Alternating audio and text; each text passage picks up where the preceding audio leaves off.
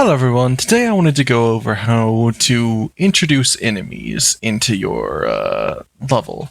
So when you're playing a game, you usually have a little bit of story at the beginning before you're introducing your enemies, at least in a story-based game. So I designed this little level in order to kind of give some ideas on good ways to pace and set up those enemy spawns while introducing your little bits of story. So let's go ahead and get into this. So it's not very long. So when I spawn, I open up inside of this tiny room. Of course, there'll be meshes around here, stuff for the character to explore. But if I come over here and I step out, I'll notice that this character runs by. So that being in an area with nothing going on, the player will instantly get drawn to. So even if the player is looking around, it's set up to last long enough to really catch the player's attention. So if I step out here, and I start looking around, I'll eventually see this character running through.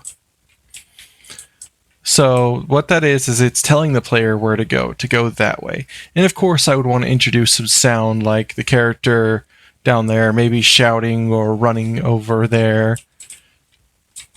And then we'll see in a few moments a different sound that I would add in. So when I come on down here, the player steps on out, they already know where to go.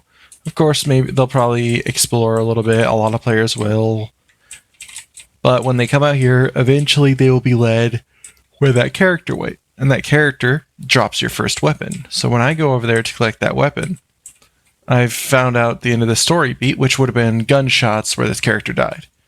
But now that I've got a weapon, I see them dead, I'm alerted that there's some kind of danger in the area. And eventually I see the presence of these fellas, and that'll instantly teach me, okay, so these are the bad guys. So that has introduced my first set of enemies. I've gone from my start. I've had my story beat. I've given the character a little bit to explore, and then I've run into my first enemy. So now I've got the rest of the area to explore.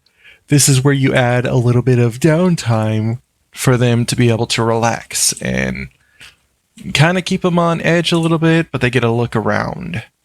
So now that they've done that, we start getting a bit more story going on. Maybe some dialogue happens. Maybe you see a character panicking over in the corner, as they have no idea what's going on. They're not part of this whole situation. They just know that some gunshots were heard and likely people are dead. And then you come around the corner with your weapon. Maybe they panic a little and they cower and hide. Who knows? It really depends on what your story is going for. And then you come around to this corner, and next you see this person, you're like, oh, okay, and then they get shot dead, and you're like, what the heck? And this AI is not spawning properly. Oh, there they are. They just spawned outside for some reason. So this is the second AI that spawns in, and what that does, it gives you your second introduction into the combat. And that is showing just how brutal and ruthless these characters are. Where they gun down this innocent civilian who doesn't even have a weapon this time. But they're gunned down and they spawn in afterwards in order to save on FPS. So let's go ahead and run through one more time. We spawn in, we look around, we got plenty to explore and enjoy. Then we step over here and we get the character that runs across. It's like, oh, okay, they get over there, and then bang, bang, bang, bang, bang, gunshots. They fall over, and then we come down to see what just happened. Of course, we can explore a bit, but all in all, this is going to be where the important stuff is over here.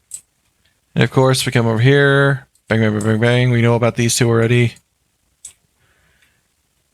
Then we come on over here, and like I said, we get our other interaction. We come up, boom, they get shot down in cold blood. And then we have to kill that aggressor. And we could have been introduced to a pistol over there, and this is where we could unlock our rifle if we really wanted to release it early. If not, we could have them locked behind bio scans, so that way only specific people could use them. That way it makes sense why you can't pick up any weapon. And then we step out here, and we get introduced to the slightly larger world, where it continues from there. So this will be the next part where you come out and you really are introduced to the next story beat. that's really showing on what's going on in the world. Likely you would eventually lead from there into another combat sequence and then really get into the actual world and the meat of everything going on. But this is all designed in order to give you the ideas of how you introduce enemies inside your game and have it kind of be fluid without interrupting anything. So yeah, the reason that this works is it goes in stages. Stage 1 is where you spawn in and then you have a little bit of area to explore. Stage 2 is using this window and the light outside to guide the player's eye out here, and then the movement from this character to guide them where to go, and then the gunshots to really trigger in their head, okay, there's something dangerous over there. I need to be careful. And then when they get over there, when you walk up to them, maybe your character recognizes them and you pick up their gun. And from there, it goes on and you start the first combat where you kill the people who killed your friend. And then you come around here and maybe you have the stage 3 or 4 where you see the other character, but this also gives them a brief moment of pause to really settle in what's going on, give the character a chance to react and kind of freak out that they just killed somebody. Really give them a chance to emphasize the story of how this is affecting the character and kind of introduce how your character reacts to these sorts of situations. Because everyone's character reacts differently. So it's important to give those little story beats and those small gaps in order to introduce those story beats. And the reason that this is set up specifically this way is that when I come through here, I turn right, and then I have only one direction to go forward. So when I look over there, that is where that other story beat happens, and you see the character drop in, and then the enemy spawns from that same direction. And the exit is on the same side as the enemy, so I can't avoid the interaction.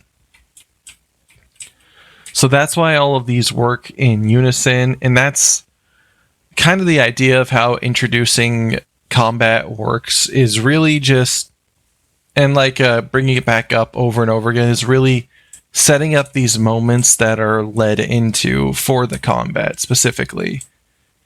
And then over here is just a little area. I would probably put a little collectible right here, so that way the character has something enjoyable to do and have fun with.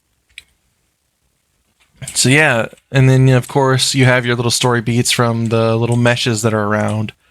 I imagine this is a sort of like sci-fi slums area, maybe even cyberpunk. So yeah, I hope you all learned a lot from this video. I know it wasn't incredibly long, but these are some very important tools and ideas, because this controls how your entire game will kind of feel from start to finish. Because if you pull this off properly, it flows really well. A few examples of games that do stuff like this would be Jedi Fallen Order in them. Usually you're traveling along your path, and then it leads into enemies that you fight, and then you can explore the area more, and then you head on and find more enemies to fight. This happens a lot in very, very many linear games, especially story-based ones where you can go through, you fight, and then you continue your story. So yeah, I hope you all enjoyed the video. If you did, please consider hitting the like button. If you want to see more videos like this, please consider subscribing. And other than that, I hope you all have a good day.